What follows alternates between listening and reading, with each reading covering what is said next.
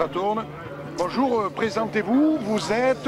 Je suis Pierre Gaudin, le secrétaire du syndicat Sud au CHU de Bordeaux. D'accord, qu'est-ce qui se passe à Pellegrin? Parce que vous êtes en grève depuis quand même pas mal de temps, ça fait plus d'une semaine si je ne me trompe pas, ou un peu plus. 15 jours, oui. 15 jours. C'est pas à Pellegrin, c'est au CHU de Bordeaux, donc sur tous les sites. Oui, d'accord.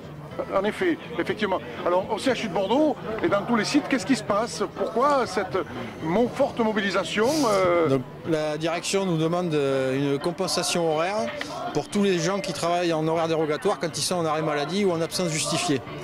Donc concrètement, ça veut dire qu'un agent qui travaille en 12 heures, il pose ses congés en 12 heures, mais ses arrêts maladie sont comptés en 7 heures. Toutes ses absences, paternité et autres sont comptées en 7 heures. Ah bon, au lieu d'être compté? Au lieu d'être compté en 12 heures comme la journée qu'il devait travailler. Ah d'accord. Et alors pourquoi la direction a pris cette décision? Pour faire des économies ou... Alors parce que dans son mode de calcul, elle considère le RTT comme de la même façon que c'est ce temps complémentaire qui est fait.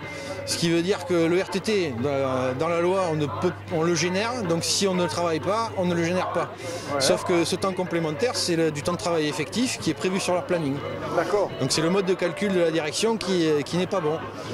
Jusqu'à présent, il y avait une jurisprudence qui allait dans le sens de la direction, et notre direction s'est toujours arguée de suivre, s'il y avait un revirement de jurisprudence, qu'il la suivrait. Ouais. Et donc voilà, cette jurisprudence elle est tombée le 17 juillet de cette année, et depuis notre direction refuse de l'appliquer. Donc on demande simplement à ce qu'ils tiennent leur parole et qu'ils appliquent la loi. D'accord, donc c'est un bras de fer entre la direction et puis vos droits, quoi.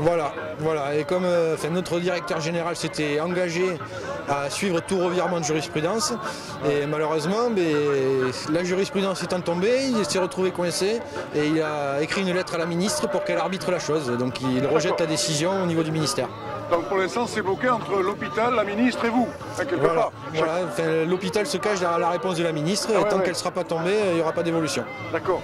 Donc vous attendez véritablement l'accord de la ministre. Alors suivant comment elle va se positionner, est-ce que si c'est pas en votre faveur, quelle va être votre position? Nous, notre position elle reste la même. Il y a la Cour d'appel de Marseille qui a rendu un jugement. Ce jugement va dans notre sens, on demande qu'il soit appliqué. Si le directeur général veut solliciter la ministre, c'est son droit. Maintenant, nous, ça ne changera rien aux revendications et au mouvement. Donc le mouvement ne s'arrêtera pas tant que vous n'obtiendrez pas satisfaction. Si tout à fait, on ne lâchera rien. D'accord, vous ne lâcherez rien. Donc on vous voit là sur ces lieux, vous êtes déterminé à aller jusqu'au bout pour obtenir vos propres droits, puisque vous avez gagné. Simplement pour avoir le droit d'être malade comme les autres. Merci beaucoup. Vous voulez rajouter quelque chose? Non, merci beaucoup. C'est gentil à vous, merci pour ces précieuses informations.